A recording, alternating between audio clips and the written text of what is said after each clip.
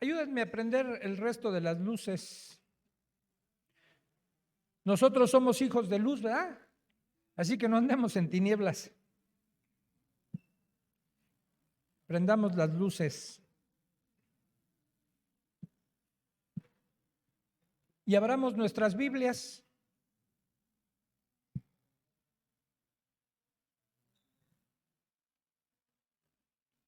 Ábranlas en el primer libro de Reyes. Vamos a estudiar el capítulo 19. O vamos a sacar más que estudiar, es una predicación, más que un estudio, vamos a sacar una enseñanza de esta historia. Vamos a leer todo el capítulo, son 21 versículos, y después les pido que me acompañen a orar, y después consideramos la escritura. Dice así: Acab dio a Jezabel la nueva de todo lo que Elías había hecho, y de cómo había matado a espada a todos los profetas.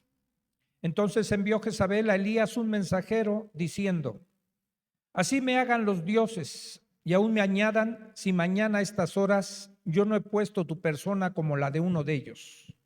Viendo pues el peligro, se levantó y se fue para salvar su vida, y vino a Berseba, que está en Judá, y dejó allí a su criado.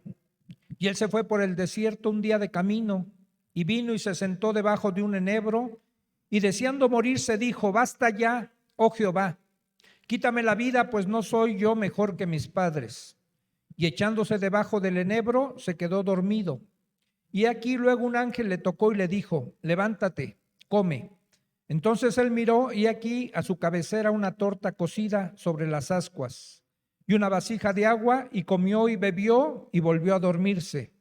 Y volviendo el ángel de Jehová por segunda vez, lo tocó diciendo: Levántate y come, porque largo camino te resta. Se levantó pues y comió y bebió, y fortalecido con aquella comida caminó 40 días y 40 noches hasta Horeb, el monte de Dios. Y allí se metió en una cueva donde pasó la noche. Y vino a él palabra de Jehová, el cual le dijo: ¿Qué haces aquí, Elías? Él respondió: He sentido un vivo celo por Jehová, Dios de los ejércitos, porque los hijos de Israel han dejado tu pacto, han derribado tus altares y han matado a espada a tus profetas, y solo yo he quedado, y me buscan para quitarme la vida. Él le dijo: Sal fuera y ponte en el monte delante de Jehová. Y aquí que Jehová que pasaba, y un grande y poderoso viento que rompía los montes y quebraba las peñas delante de Jehová. Pero Jehová no estaba en el viento. Y tras el viento un terremoto, pero Jehová no estaba en el terremoto. Y tras el terremoto un fuego, pero Jehová no estaba en el fuego. Y tras el fuego un silbo apacible y delicado. Y cuando lo oyó Elías, cubrió su rostro con su manto y salió y se puso a la puerta de la cueva. Y aquí vino a él una voz diciendo: ¿Qué haces aquí, Elías? Él respondió: He sentido un vivo celo por Jehová de los ejércitos, porque los hijos de Israel han dejado tu pacto, han derribado tus altares y han matado a espada a tus profetas, y solo yo he quedado, y me buscan para quitarme la vida. Y le dijo Jehová: Ve, vuélvete por tu camino, por el desierto de Damasco, y llegarás y ungirás a Hazael por rey de Siria. A Jehú, hijo de Nimsi, ungirás por rey sobre Israel, y a Eliseo, hijo de Safat, de Abel Meola, ungirás para que sea profeta en tu lugar. Y el que escapare de la espada de Hazael, Jehú lo matará. Y el que escapare de la espada de Jehú, Eliseo lo matará.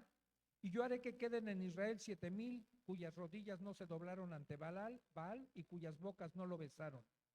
Partiendo él de allí, halló a Eliseo, hijo de Safat, que araba con 12 yuntas delante de sí, y él tenía la última. Y pasando Elías por delante de él, echó sobre él.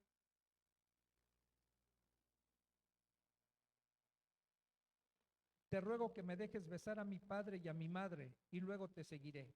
Y él le dijo: Ve, vuelve, ¿qué te he hecho yo? Y se volvió y tomó un par de bueyes y los mató, y con el arado de los bueyes coció la carne y le dio al pueblo para que comiesen. Después se levantó y fue tras Elías y le servía. Oremos. Padre, te damos gracias en esta tarde. Señor, siempre será un privilegio y una responsabilidad abrir tu palabra. Concédenos que al abrirla, Señor, no solo abramos el libro, sino también abramos nuestro corazón y nuestra mente. Que podamos aplicar la enseñanza de esta tarde a nuestras vidas. Que podamos extraer de la historia, de esta historia, una enseñanza y una aplicación para que nosotros vivamos, Señor, como tú quieres que vivamos, que aprendamos a reconocer también nuestras debilidades y que nuestra fortaleza sepamos que solo proviene de ti. Te damos gracias, Señor, en el nombre de Cristo Jesús. Amén.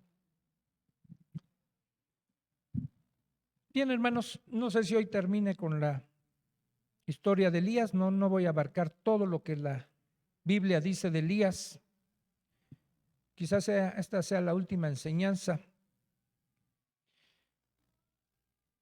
Le titulé a esta predicación Tiempos de debilidad. Y todos, absolutamente todos como seres humanos, tenemos tiempos de debilidad. Estamos sujetos todos a pasar por periodos de desánimo, de agotamiento, de frustración, de desesperanza, de depresión. Todos estamos expuestos a eso. Este tipo de emociones van a poner de manifiesto la flaqueza del ser humano. Son estas emociones las más oscuras de la raza humana. Estas emociones pueden atraernos, pueden tentarnos y aún deprimirnos. Una de las batallas más difíciles que enfrentó el profeta Elías, le iba a pelear en una cueva. No peleó su más dura batalla contra Baal, contra los profetas de Baal y Acera en el monte Carmelo. Esa no fue su más dura batalla. La más dura batalla que enfrentó el profeta Elías la enfrentó en una cueva solo. Y no fue una batalla contra Baal, fue contra sí mismo. Ahí la iba a enfrentar.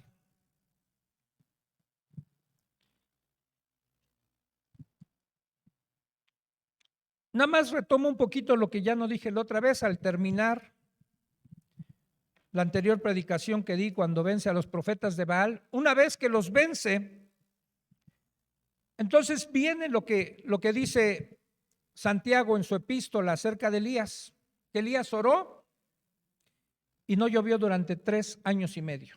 Y Elías volvió a orar y volvió a llover. Y entonces aquí al término de capítulo 18, una vez que Elías vence a los profetas de Baal y de Acera y los manda a matar y él mismo participa en la matanza, le dice a Acab: sube, come y bebe, porque una lluvia grande se oye. ¿Ustedes creen que Elías oyó la lluvia? Pero dice ahí que se oye, ¿no? Bueno, él la estaba oyendo, pero con los ojos de la fe, porque no había truenos, no había ni nubes. Pero él sabía que el respaldo de Dios estaba sobre su vida. Y entonces, al orar nuevamente, porque así había sido la promesa de Dios, ora, ve, encuéntrate con acá porque yo voy a hacer llover. Y entonces le dice al rey: va a llover. Y entonces sube a la cumbre del Carmelo, ¿sí? Y postrándose en tierra, puso su rostro sobre las rodillas y entonces le dice a su criado: sube ahora y mira hacia el mar para ver si va a haber lluvia. Y subió el criado y dijo: no hay nada, Elías. No se ve ni una nubecita. Y él le volvió a decir: vuelve 7 veces. Y a la 7ª le dijo: veo una pequeña nube como la palma de la mano de un hombre que sube del mar. Y él le dijo: ve y dile a Acab: unce tu carro y desciende para que la lluvia no te ataje. Y aconteció estando en esto que los cielos se oscurecieron con nubes y viento, y hubo una gran lluvia, y subiendo Acab vino a Jezreel, y la mano de Jehová estaba sobre Elías, el cual ciñó sus lomos y corrió delante de Acab hasta llegar a Jezreel. ¿No te asombra esto? Acab iba en un carro y Elías corriendo le ganó y llegó antes a Jezreel. Tuvo que haber sido algo sobrenatural. Como fue sobrenatural todo esto que él hizo. Oró y llovió. ¿Tú tendrías esa fe? No me digas que sí. Cuentan que en alguna ocasión en una iglesia había una sequía también. Y entonces el pastor convocó a la iglesia y les dijo, los voy a invitar a que esta semana hagamos ayuno y oración para pedir a Dios que llueva. Y todos entusiasmaron, sí, amén, amén. Y el próximo domingo va a llover. Y llegó el próximo domingo y el pastor se paró enfrente. Les dijo, ¿ustedes creen que va a llover? Sí. Dijo, yo no creo que vaya a llover, hermanos. Pero pastor, usted nos dijo y nos invitó y hemos ayunado, llorado para que lloviera. Sí, pero yo no creo que vaya a llover. Porque ustedes ayunan y oran sin fe. Digo, yo no veo que ninguno de ustedes traiga paraguas. Y así que no creo que vaya a llover. ¿Cuál es tu fe? ¿Con qué fe oras? ¿Esperando que de verdad las cosas sucedan? ¿Le estás creyendo a Dios? Elías no veía nada, pero manda a su criado, ve, asómate, ve las nubes, ve el cielo, ve el mar, a ver si se está evaporando el agua del mar y está formando una nube. No, ve 7 veces. Y alcanzó a ver una nube. Hermanos, tenemos que tener una fe activa, una fe viva, una fe que le crea a Dios. Si oramos por alguien, no depende de nosotros los resultados de la oración. Depende de Dios. Dios solo nos manda a hacer lo que Él nos pide. Dice, pon tus manos sobre los enfermos y la oración de fe sanará al enfermo. Si sana o no, no es bronca nuestra. Es Dios el que nos manda y nos pide hacer eso. Hazlo. Así que así termina el capítulo 18. Con la muerte de los profetas, con la lluvia que vuelve a caer sobre la tierra de Israel. Y entonces una vez que acaba esto, como Acab, ya dijimos, era un pusilánime, era un mandilón, no podía enfrentar su responsabilidad, pero tenía a su esposa, que más que su esposa era como su madre, a donde se refugiaba bajo sus faldas. Entonces va con su esposa y le da la noticia, dice, de todo lo que Elías hizo. Y fíjense cómo tergiversa las cosas acá. En realidad, ¿quién hizo lo que sucedió en el Monte Carmelo? Dios. Como instrumento Elías. Pero no le dice a Jezabel, fíjate que Dios hizo esto. No, le dice Elías. Elías es el que hizo todo esto. Ha matado a espada a todos los profetas. Y entonces Jezabel, tomando el mando, bueno, tenía el mando del reino, ¿sí? Pero una vez más asume esa posición, le manda un mensaje a Elías y le dice, así me hagan los dioses, dice, Elías, voy a parafrasear en nuestra actualidad, tienes 24 horas de vida, te voy a cortar el cuello. Y una vez que manda la amenaza por medio de un mensajero, dice la escritura que viendo pues Elías el peligro, se levantó y se fue para salvar su vida. La versión Dios habla hoy dice que Elías tuvo miedo y se levantó y se fue para salvar su vida.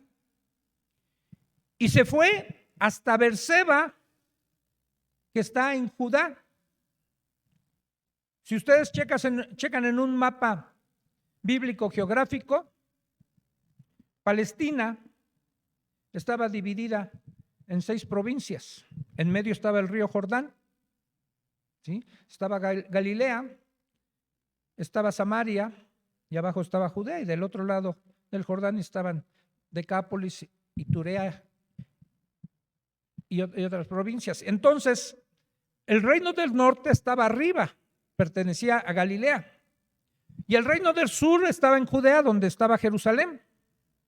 Entonces se trasladó, más o menos sacando kilómetros, como 1300 kilómetros se trasladó Elías del reino del norte hacia el reino del sur, porque dice que Berseba estaba en Judá y Judá estaba en el reino del sur.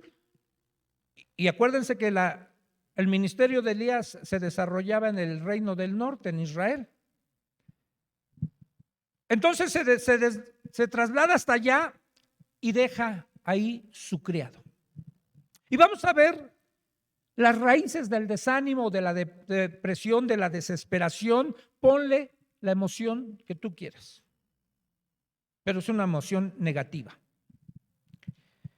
Y miren, cualquiera esperaría que después de lo que sucedió, de lo que vio el pueblo de Israel, estuvieran apoyando a Elías, ¿no? Porque acuérdense que vimos la vez anterior que el pueblo empezó a decir: Jehová es Dios, Jehová es Dios. Lo reconocieron.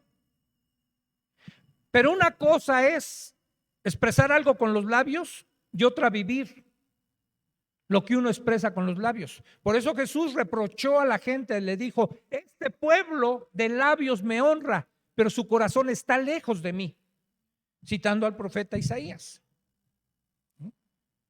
Y no basta con pronunciar o hablar o tener un lenguaje cristiano.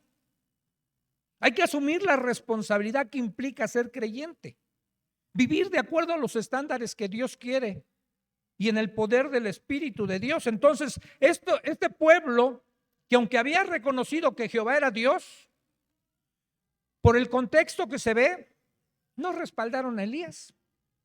Cuando viene la amenaza de Jezabel, no se ve que nadie se levante a tratar de protegerlo.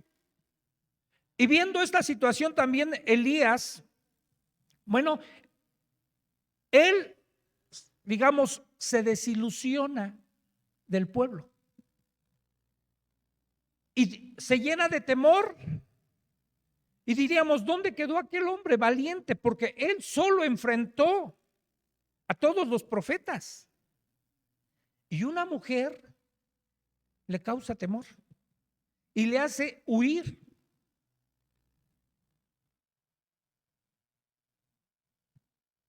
¿Dónde quedó, diríamos, la valentía de Elías? Y mira, te voy a decir algo. Sucede en la vida de casi todos que cuando tenemos un triunfo o llegamos a un clímax, a la cima de algo, después viene la depresión. Por cada 100 personas que tienen éxito, casi todas va a llegar un momento en que van en picada. Digamos, es como una rueda de la fortuna. Cuando tú llegas arriba, necesariamente vas a bajar.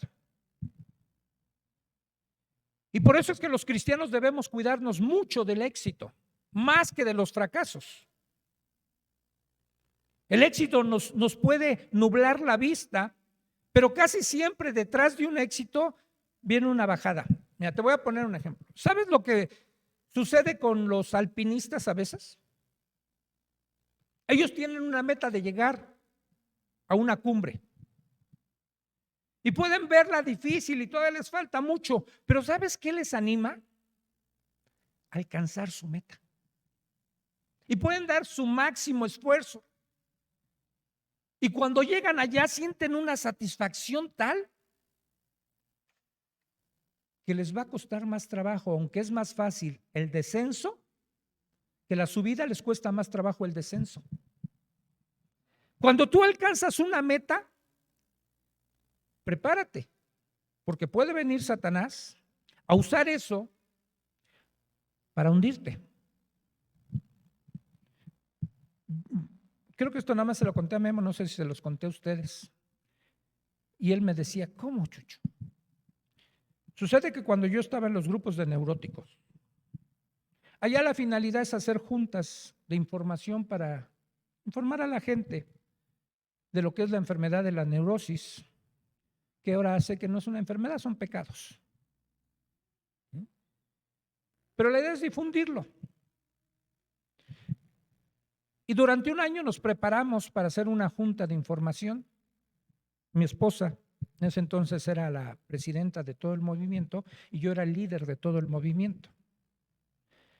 Y planeamos de tal forma la junta que la hicimos en el, no sé si se siga llamando así, en el Crow Plaza que estaba en la Glorieta de Colón. En un salón para 1,400 gentes. Eran el cupo. Pusimos videos de lo que era la neurosis en todas las pantallas que había alrededor del salón.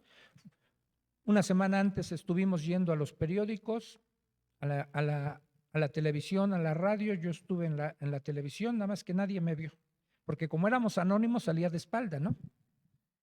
Entonces no me veían, pero yo estuve ahí con Nino Canún y estuve con Lolita Ayala y estuve con varios, anunciando todo eso. Y el día de la reunión, llegaron de Televisa, llegaron de TV Azteca, llegaron de muchos periódicos. Y el último orador o el orador principal fui yo.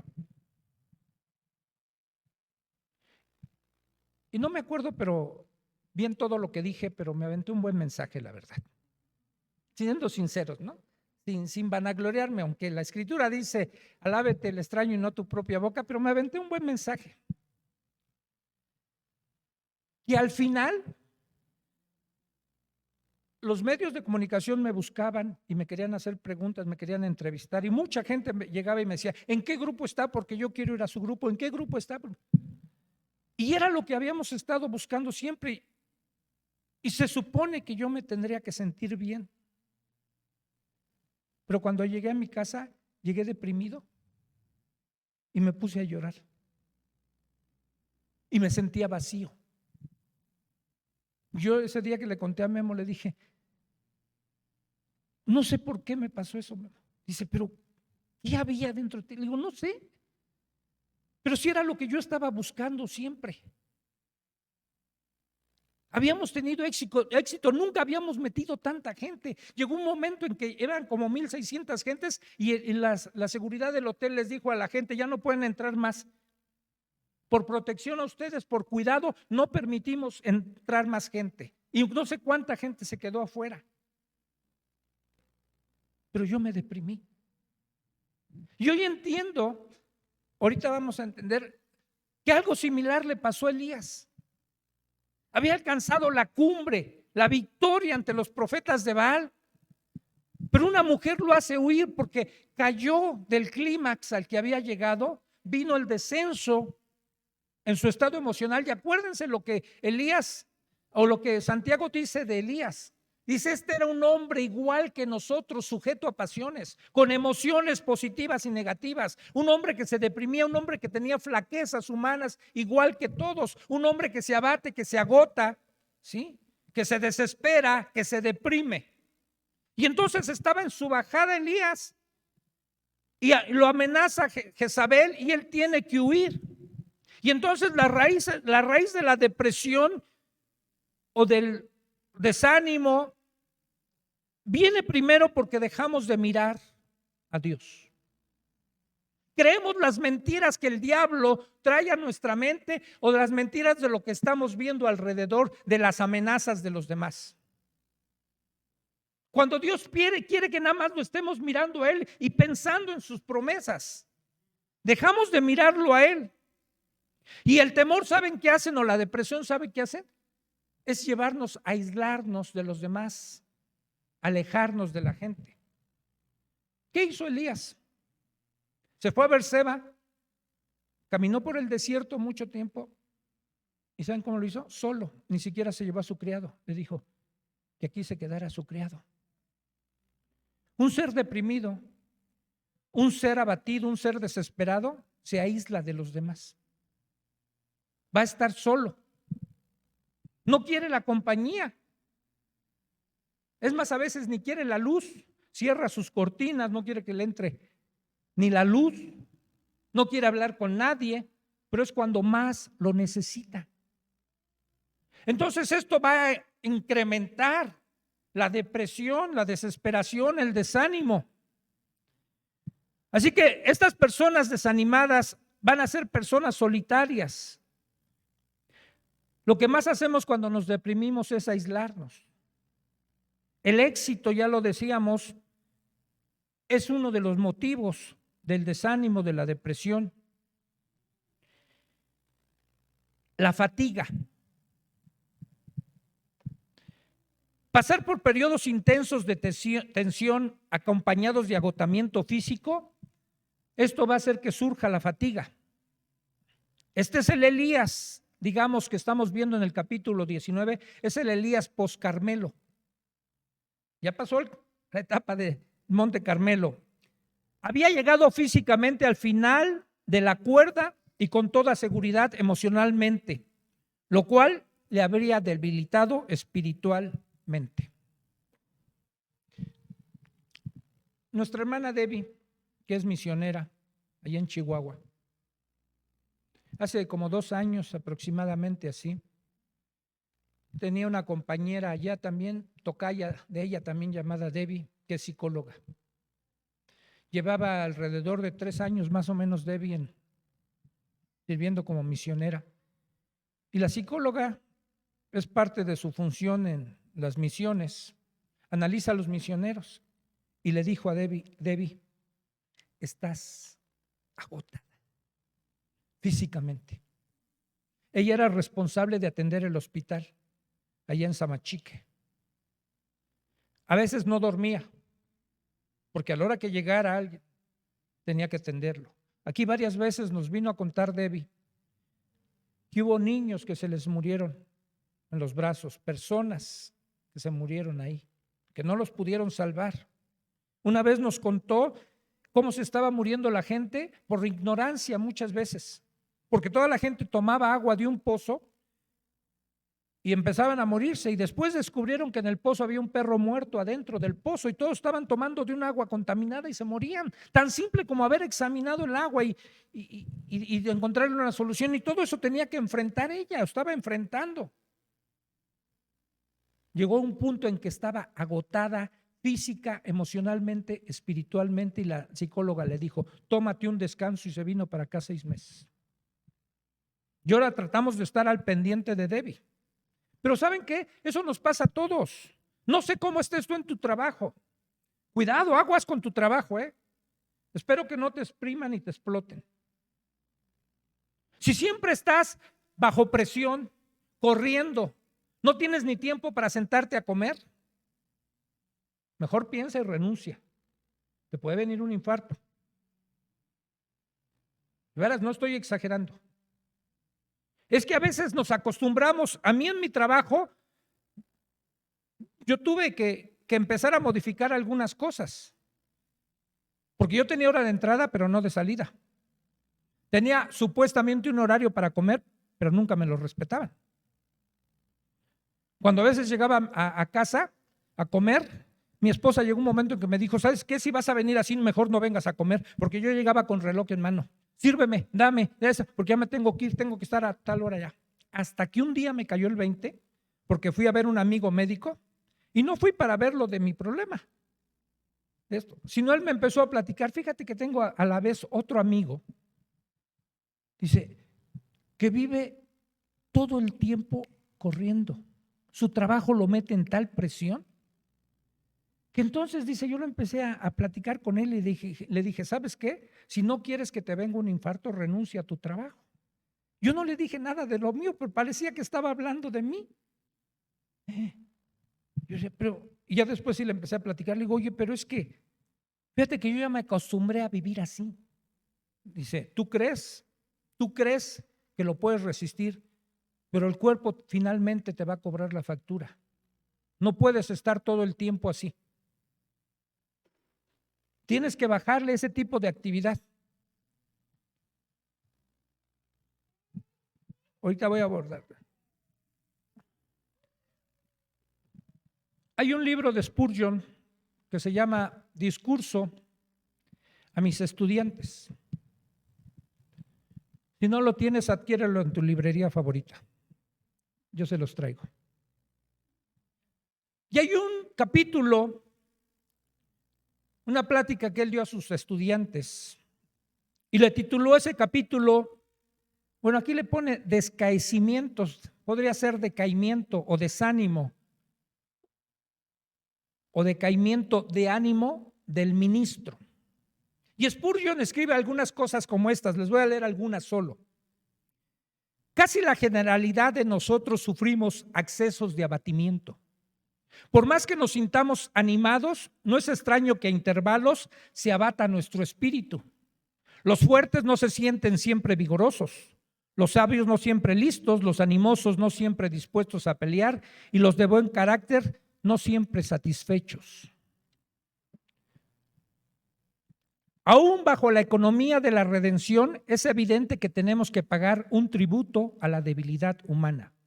A los hombres buenos se les ha prometido tribulaciones en este mundo y los ministros deben esperar en una parte mayor que los demás a fin de aprender por este medio a simpatizar con el pueblo desdichado del Señor y a ser pastores idóneos para dirigir un rebaño de ovejas doloridas. Por si alguien quiere enrolarse en el ministerio, yo los quiero desanimar. No, de veras. Es que a veces yo he preguntado, ¿quién quiere o desea anhela obispado? Y dice, yo. Van a ver lo que es ser ministro. Cuando en la parte física y moral del individuo hay causas que predisponen a un desánimo, no debe uno maravillarse que en ciertos momentos se rinda el corazón. Lo que debe admirarnos en muchos casos es cómo algunos ministros, a pesar de sus desalientos, perseveran en su trabajo y dejan que la sonrisa asome en su semblante. ¿Tú crees que es muy fácil sentarse con una pareja que se está peleando, que se está divorciando y estar con ellos acompañándolos? Una vez en las oficinas que teníamos aquí, una hija de una pareja que estaba aquí, que al parecer él estaba abusando, no era su hija, era su padrastro, él estaba abusando de ella.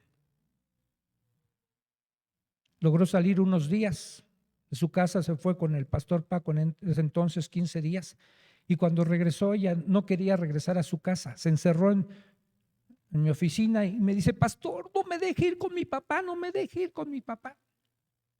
La vi en tal crisis que le dije, no te vas a ir, hija, con tu papá. Entró la mamá a jalármela, le digo, déjala, vela cómo está. Tú misma veniste a decirnos lo que él le hacía a tu hija y ahora te la quieres llevar con él. Y el otro hombre afuera. Y entonces jaloneando ella a la hija y yo en medio, y aquel me dice, no jale a mi esposa. Le digo, tú cállate. Tú ni te metas.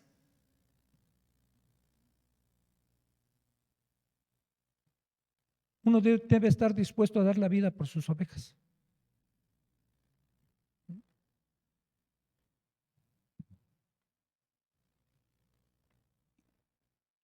Así que si quieren animarse, anímense. Ver a aquellos en quienes se tenían buenas esperanzas, que de repente cambian su conducta, que los piadosos se enfrían, que los profesores abusan de sus privilegios y que los pecadores se entregan más y más al pecado. ¿No son todos estos motivos para causarnos desánimo?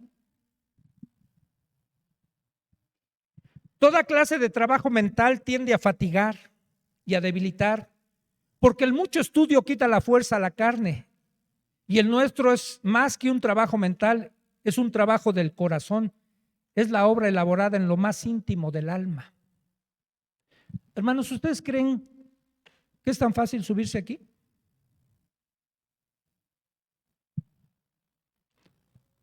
¿Saben lo que a veces agota preparar un mensaje y predicar? Es cansado, es agotador. ¿Saben por qué a veces en la mayoría de las congregaciones o la mayoría de los ministros toman el lunes como día de descanso? Porque a veces los domingos nos agotamos. No es tan fácil. nos debilitamos. Somos igual que ustedes, pero tratamos de no desmayar. Nada más les leo un poquito más. Las ocasiones que más propensos estamos a sufrir abatimiento de ánimo, dice Spurgeon, puede en mi concepto resumirse en el siguiente catálogo. La primera de todas que debo mencionar es la hora de un gran éxito. Cuando por fin miramos realizada una bella ilusión de nuestra vida, cuando por nuestro medio ha sido el nombre del Señor honrado y hemos logrado un gran triunfo, nos sentimos entonces expuestos a desmayar. Este mismo abatimiento me acomete siempre que el Señor prepara una de sus bendiciones por conducto de mi humilde ministerio. La nube se ve negra antes de abrirse y cubre de sombras antes de producir la lluvia de misericordias. El descanso es tan necesario al espíritu como el sueño lo es al cuerpo. Elías estaba abatido, estaba desesperado, estaba desanimado, viendo que el pueblo no respondió. ¿Saben lo único que hizo el pueblo de acuerdo a la lectura? Dice, lo único que hizo fue derribar los altares. Fue lo único que hizo el pueblo. Pero aún eso ni siquiera estuvo bien. Porque al menos los altares que se habían levantado, ¿sí?, no los de Baal. Había altares que se le habían levantado a Dios, a Jehová. Los que hizo desde su tiempo Jeroboam, para que no fuera el reino del norte a adorar a Jerusalén y tuvieran sus propios altares, eran para Dios esos. No estaban bien hechos, pero al menos era una forma de acercarse a Dios. Es lo único que hicieron, pero no cambiaron su conducta. Siguieron igual, no respaldaron a Elías y esto trajo desánimo a su vida. Y entonces dice el verso 4, después de caminar todo un día en el desierto, se sentó debajo de un enebro y deseando morirse le dijo a Dios, basta ya, quítame la vida, pues no soy mejor que mis padres. ¿Algún día alguien le ha pedido a Dios que le quite la vida? Yo sí. Y no una, fueron varias. Y quizás se la vuelva a pedir después. Lo bueno es que Dios no cumple caprichos. Yo por eso a veces le he insistido a Memo, ya Memo, no estés ahí con que ya te quieres morir. Te vas a morir como Dios quiera y cuando Él quiera. Y él todavía me reclama y dice, sí, pero me lo va a conceder como se lo he pedido. Pues no, pues Dios es Dios. ¿Sí? Cuando Él quiera tú te vas a morir y como Él quiera. Porque a veces cuando en el fondo deseamos morir es porque no estamos tan a gusto aquí. Yo sé que lo de Memo dice, es que allá voy a estar mejor. Y sí, allá está mejor, hermanos. Pero mientras estemos aquí en este mundo, ¿sí?, tenemos una misión que cumplir. Y todavía nos falta mucho. Como vamos a ver que a Elías le faltaba mucho, él tenía deseos de morirse. Y apela a Dios, dice, quítame la vida. Y digamos, se tira al piso. ¿Sí? Se tira al piso porque, bueno, déjenme seguir así. Ahorita, oye. Entonces esa batalla que está enfrentando Elías con su desánimo, que es otra de las causas de la depresión, del desánimo, de la desilusión, de la desesperación, viene a ser la soledad. Una vez que se aleja de su criado y que está enfrentando solo y debajo del enebro, esa es la carga del ministerio muchas veces. Muchas veces los ministros vamos a enfrentar solos muchas cosas. Teodoro Epp hace una cita y dice él, un líder es un hombre solitario. Como lo impulsa un deseo consumidor de lograr objetivos que a los demás les parecen utópicos o ineficaces, la gente corriente lo mira con sospecha. Los líderes son blancos apropiados para los dardos mordaces de la crítica. Y algo así le había pasado a Elías. No dice el texto, pero lo que sí deja ver en el contexto Es que nadie del pueblo lo apoyó. No dice si lo criticaron, si lo señalaron, pero él estaba solo. Y en esa desesperación mejor le pide a Dios que le quite la vida. Y te voy a decir cuál es la peor de las emociones de un deprimido, de un desanimado. Analízate si algún día la has tenido o si la tienes ahorita. La autoconmiseración. Te voy a decir una definición de lo que yo creo que es la autoconmiseración. Esta quizás sea la más horrible de todas. La autoconmiseración es una emoción patética.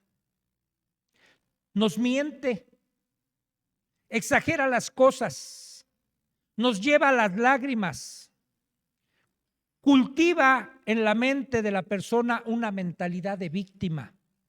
Y en el peor de los casos puede llevar a la persona al punto de desear la muerte, como le pasó a Elías. Pero no solo le pasó a Elías, porque la Biblia no oculta ninguna debilidad humana. Le pasó a Moisés. Moisés también le dijo cuando el pueblo se rebela y le dice a Dios que le quite la vida, y en Números 11:15. Le pasó a Jonás. ¿Sí? Una vez que Dios perdona al pueblo y Jonás le dice: yo sé que tú eras un Dios misericordioso, y dice: Señor, quítame la vida. Le pasó a Job. Y Job no solo deseó que le quitara la vida, Job dijo: ojalá no hubiese nacido, maldita la hora en que un hombre le dijo a mi madre: un varón tienes. Le pasó a Jeremías y nos pasa a nosotros. Pero no los quiero dejar deprimidos, hermanos. Vamos a ver, porque también hay remedios para la depresión. Y son los remedios que Dios nos dio.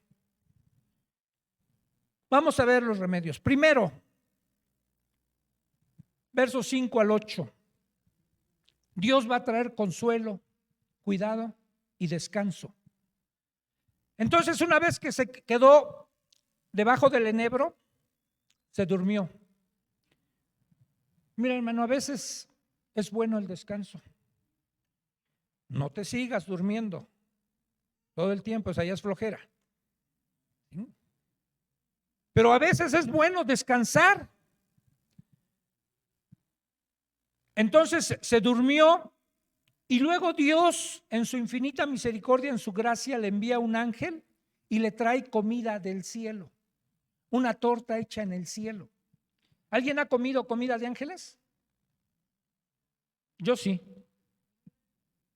Mi esposa es un ángel y he comido de su comida. Dios le preparó comida. Fíjense el contraste. Elías le dice a Dios: quítame la vida, y Dios le dice: no, te alimento para que no te mueras. Te doy comida. Y una vez que comió, le dice, bueno, se durmió, dice: levántate, come. Y una vez que él comió, dice, volvió el ángel la segunda vez, porque volvió a dormirse. Dije: ya te alimentaste, vuelve a dormir. Porque hay como unos que dicen: no, yo como, hermanos, y me da un sueño. Me levanto y me da un hambre. Y todo el tiempo se la viven así, durmiendo y comiendo. No, pero aquí nada más fueron 2 veces, ¿no? Elías se durmió, se levantó, comió y se volvió a dormir. Y lo volvió a levantar el ángel y le volvió a dar de comer. Y le dice: porque un camino largo te resta. Y fíjense que con ese alimento logró caminar sobrenaturalmente 40 días y 40 noches en el desierto, al igual que Moisés, al igual que nuestro Señor Jesucristo. Tuvo que haber sido algo sobrenatural. Pero cuando llega a donde iba, a Oreb, eso allá fue decisión de él. El Señor solo le dijo: un largo camino te espera, pero la dirección la tomó él. Y podemos ver, por lo que hemos estudiado, que Dios lo mandó, sí, lo mandó a Querit. lo mandó a Sarepta, lo mandó a Carmelo, pero nunca lo mandó a Oreb. Esa ya fue decisión de Elías. Él se fue a Oreb, al monte de Dios. ¿Y qué hizo ahí? A pesar de que ya tuvo la manifestación de un ángel, a pesar de que ya cobró fuerzas, se metió en una cueva a esconderse, que ahí viene la basura, decía. Y entonces, una vez que se metió en la cueva, llega el Señor y le hace una pregunta sumamente importante, una pregunta que nos tiene que llevar a meditar a cada uno de nosotros. ¿Qué haces allí, Elías? Velo en tu propio caso. No sé cómo estés, en qué situación estés, pero el Señor a lo mejor nos puede preguntar a cada uno de nosotros: ¿qué haces allí? ¿Qué haces? Miren, yo sé, hoy bajó mucho la asistencia y está bien, debemos de tener cuidado. Está habiendo quizás una nueva oleada del virus. Aquí hemos tenido varios contagiados. Pero a lo mejor esta pregunta podría ser a muchos que se quedaron hoy en casa: ¿qué haces ahí? ¿Qué haces ahí? ¿Qué haces ahí, Elías, en la cueva? Y la respuesta es tirándose al piso otra vez. Dice: Señor, es que tuve un vivo celo de ti. ¿Sí? Porque los hijos de Israel, porque todos, Señor, han dejado tu pacto, han derribado tus altares y solo yo he quedado. Mira, Señor, soy el único. ¿A poco no se está tirando al piso? Ay, a nadie le pasa estas cosas más que a mí. No es cierto, la Escritura es clara y nos dice: no te ha venido ninguna tentación que no sea humana. Todo lo que a ti te pueda pasar, lo que a mí me pueda pasar, le pasa a miles de gentes, si no es que a millones. Mi hijo, cuando nació, tuvo un nacimiento, uno entre 100,000, pero se dan. O sea, cada 100,000 veces, 100,000 partos, se repite un nacimiento como el de mi hijo, que le provocó un daño cerebral. Pero se dan, pero no es el único al que le pasó, a mí, a mi esposa, a mi hijo. Cada 100,000 veces pasa. Entonces, pero Elías exagera, que eso es lo que hace la autoconmiseración, exagerar las cosas, Señor. Señor, yo solo he quedado, yo solo soy el único que tiene un vivo celo de ti. ¿Sí? Todos en Israel te han dejado, solo yo. Y el Señor se la está guardando.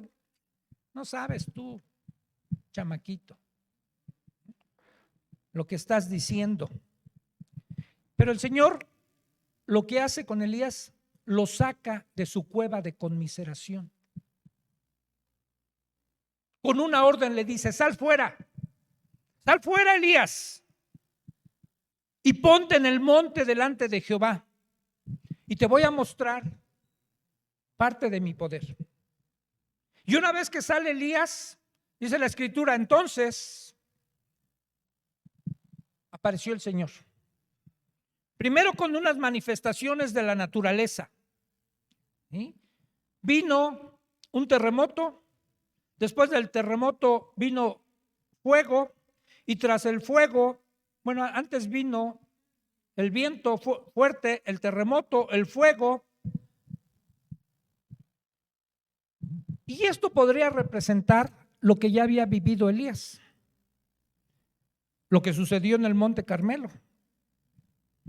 Milagros portentosos.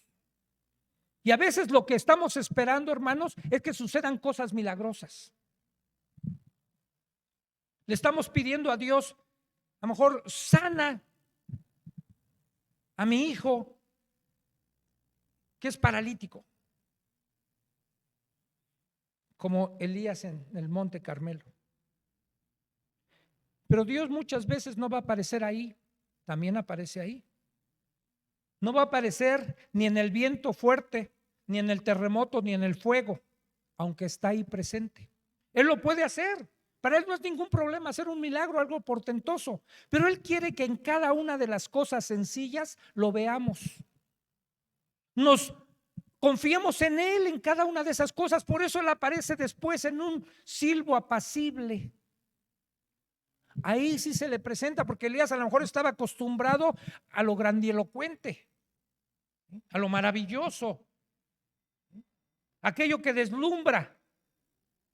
Ya había hecho descender fuego del cielo. Ahora Dios le dice, también estoy aquí, en un pequeño silbo apacible que te va a traer paz, tranquilidad. Y cuando oyó Elías, entonces comprendió que era el Señor, dice, cubrió su rostro, ¿sí?, con su manto, y salió y se puso a la puerta de la cueva. Y vino una voz haciéndole la misma pregunta a Elías. ¿Qué haces aquí, Elías? ¿Qué haces aquí? Y la misma respuesta de Elías, sigue de conmiserado. Sigue sintiendo lástima de sí mismo. Pero le dice a Dios, o Dios a Elías, ve, vuélvete por tu camino por el desierto de Damasco. Y le está diciendo, ¿sabes qué, Elías? Ya basta de tu lástima. Hay chamba que hacer. Llega un momento en que Dios hasta nos tiene que hablar fuerte y dice, ya basta de llorar. Se lo hizo a Samuel. Samuel estaba chille y chille por Saúl. Y llega un momento en que le dice Dios, ya basta Samuel. Deja de estar de chillón. Ya yo hice un lado a Saúl. Ya acéptalo. Me encanta, por ejemplo, lo que pasa con David. Cuando él entra en ayuno, en oración, y le está pidiendo a Dios que no mate a su hijo, un hijo producto de un pecado. Ahora está postrado, no quiere ni comer ni bañarse. Pero una vez que el niño muere, los demás se sorprenden. Dice, ¿ya se murió? Dice, ok, prepárenme el baño, prepárenme una comidita. Rey, ¿qué te pasa? Estando el niño enfermo, estabas bien angustiado, ya que se murió. Ahora, ¿cómo es? Dice, sí, ya no puedo hacer nada. Absolutamente nada. Dice, yo no puedo ir a él, ni puedo hacer que el niño regrese a mí. Dice, ya, lo acepto, ya.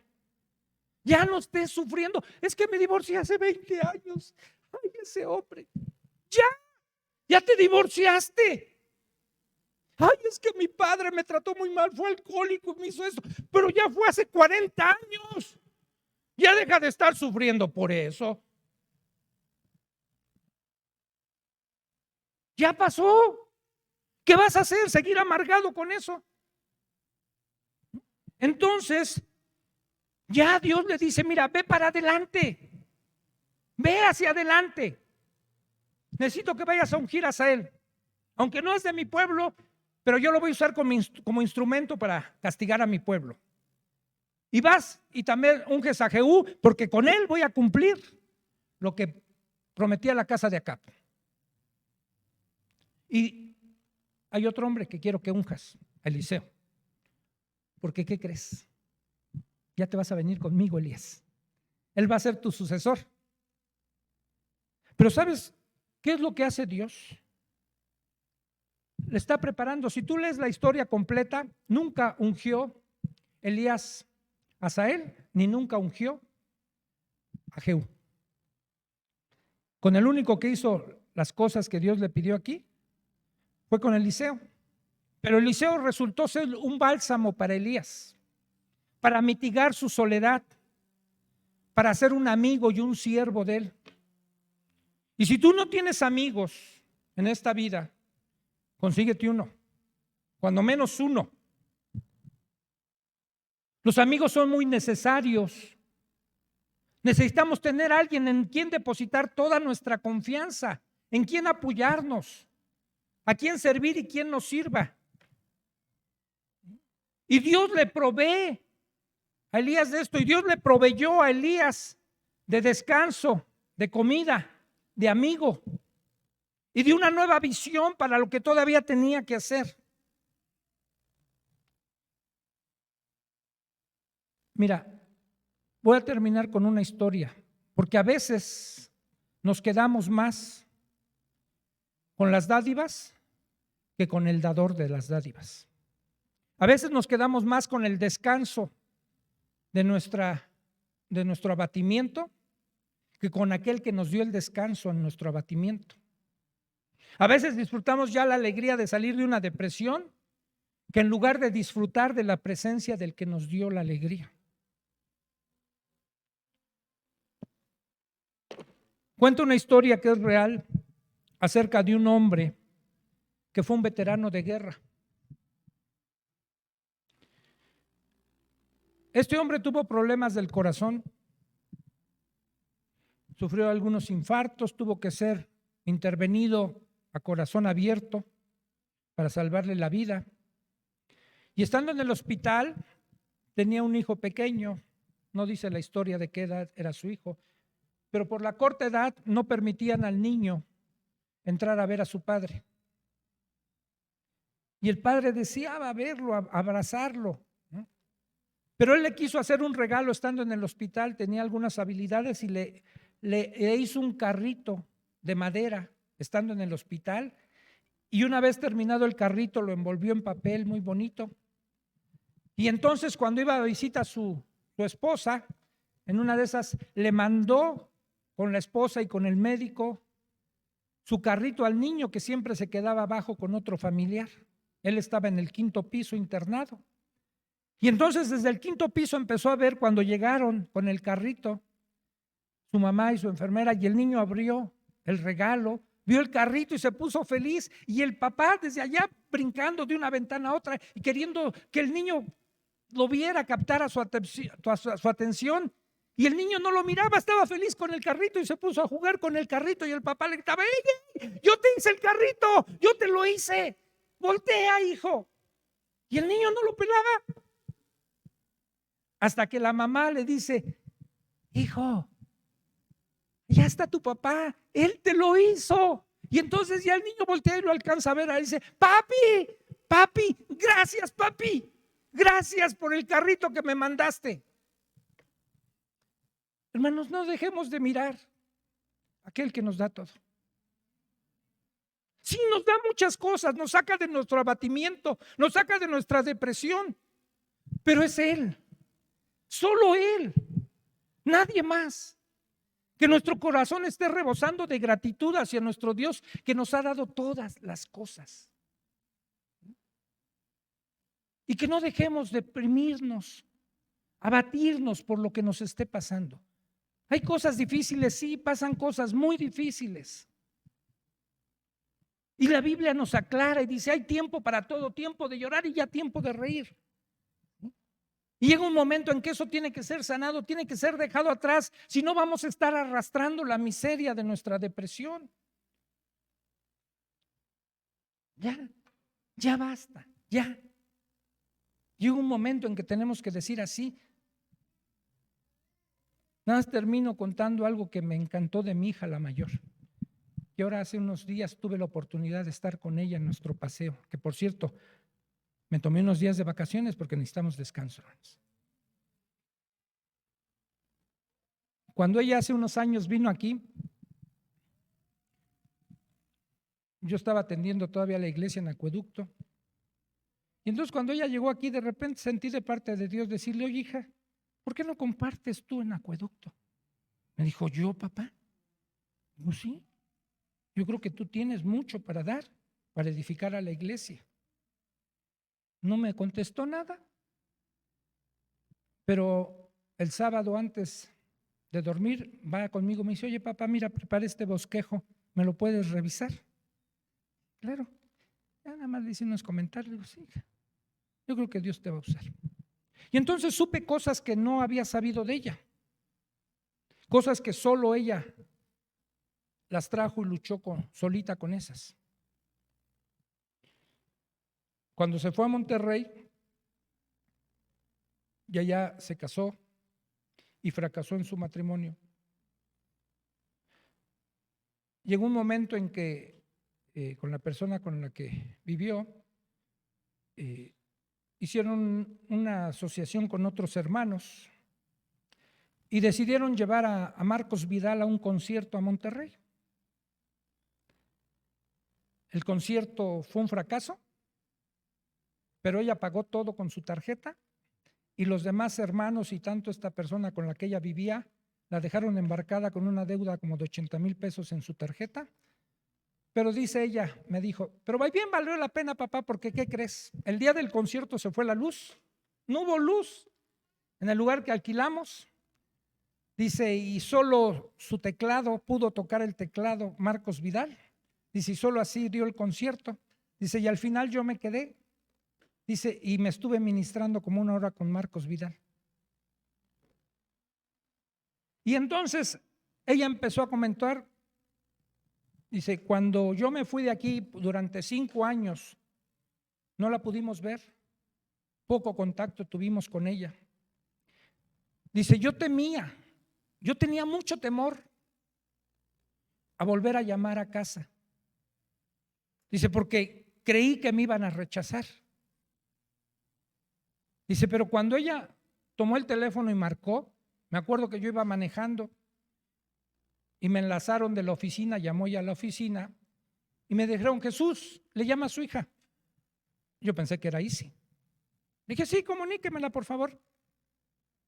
Y de repente oigo al otro lado de la línea, ¿pa? Luego reconocí la voz. Dije, Cintia. Dije, sí, pa. Mija, espérame tantito. Me orillé y estuvimos hablando como 40 minutos. Y ella comentaba en esa predicación, dice, yo tenía tanto miedo, pero ¿saben qué me alentó? Dice que cuando yo hablé a mi papá, no escuché una sola palabra de reproche. ¿Ustedes notaron si alguna vez le reprochó Dios a Elías su conducta? Nunca. Dice, no escuché una sola palabra de reproche, les decía a los hermanos, sino recibí amor. Dice, y eso me animó, dice, pero quiero decirles lo que yo pasé. Dice, una vez que este hombre se fue y que me quedé con la deuda y además me corrieron del trabajo, dice, llegó un momento en que me sentí tan mal. Dice que me acuerdo que estaba en mi cuarto y dice, pasó por mi mente el pensamiento de quitarme la vida. Dice, pero inmediatamente lo deseché. Dice, porque Dios aborrece el suicidio. Se lo deseché, no, esto no. Y ella expresó esto, le dije a Dios, Señor, basta ya. Dice, quiero saber qué hay detrás de esto. Y ella les tuvo que aclarar. Dice, no porque me estaba revelando ante Dios, decirle, ya no quiero sufrir. No, sino bastaba de que yo no entendiera cuál era el motivo por lo cual estaba pasando lo que estaba pasando. Dijo, muéstrame, Señor, ¿para qué? ¿Por qué estoy aquí en esta situación? Dicen, la respuesta no fue inmediata. Pero Dios lo que permite en nuestras vidas, lo permite con un propósito. Dice, así como nosotros somos consolados por Dios, eso nos va a ayudar a consolar a otros en todas sus tribulaciones. Y después les contó. Dice, yo en mi trabajo, después que volví a conseguir, prácticamente yo dirigía toda la empresa, en una agencia de autos. Entonces renunció mi recepcionista y metí un anuncio para contratar una nueva. Dice, y empezaron a llegar solicitudes. Y si me llamó la atención una solicitud que decía religión cristiana. Entonces entrevisté a esta muchacha y decidí darle el puesto a ella. Si al cabo de unos días me fui a comer con ella y me abrió su corazón y le dice, ¿sabes por qué entré a trabajar, Cintia? Pues porque hace 2 meses me abandonó mi esposo. Se fue y estoy sola y tengo necesidad de trabajar. Y entonces empezó a comentarle toda su vida y le dijo, ¿tú crees, Cintia, que algún día más vuelva a sonreír? Y le dijo, mija, no lo creo, te lo aseguro. Te lo aseguro. Y le empezó a compartir su vida, dice, porque ella ya estaba sonriendo. Finalmente esta muchacha, después de un tiempo de trabajar conmigo, renunció, se fue, cambió de trabajo, pero me la encontré 2 años después en un centro comercial y cuando me vio me gritó, Cintia, Cintia. Y corrió a mí, me abrazó. Dice, tenías razón. He vuelto a sonreír. Veo la vida diferente. Hermanos, la vida es diferente. Vamos a pasar por tribulaciones, por etapas, por momentos en donde vamos a estar abajo. Pero Dios nunca nos deja ahí. Su palabra dice que nunca dejará caído al justo. Nunca lo va a dejar ahí. Siempre nos va a levantar el Señor, como lo hizo con su siervo, con su profeta. ¿Sí? Le dio una nueva visión, le dio una nueva tarea. ¿Sí? Y además fue uno de los 2 hombres que nunca vieron muerte. Después se lo llevó el Señor, sin que pasara por la muerte. Animémonos, hermanos. No sé lo que estés pasando, de algunos sí sé lo que están pasando, pero el Señor es fiel y nos va a fortalecer y nos va a sacar adelante. Nos va a sacar de la cueva, de la desesperación, de la depresión, de la autoconmiseración. Nos va a decir: sal fuera ya de eso. Oremos. Gracias, Dios,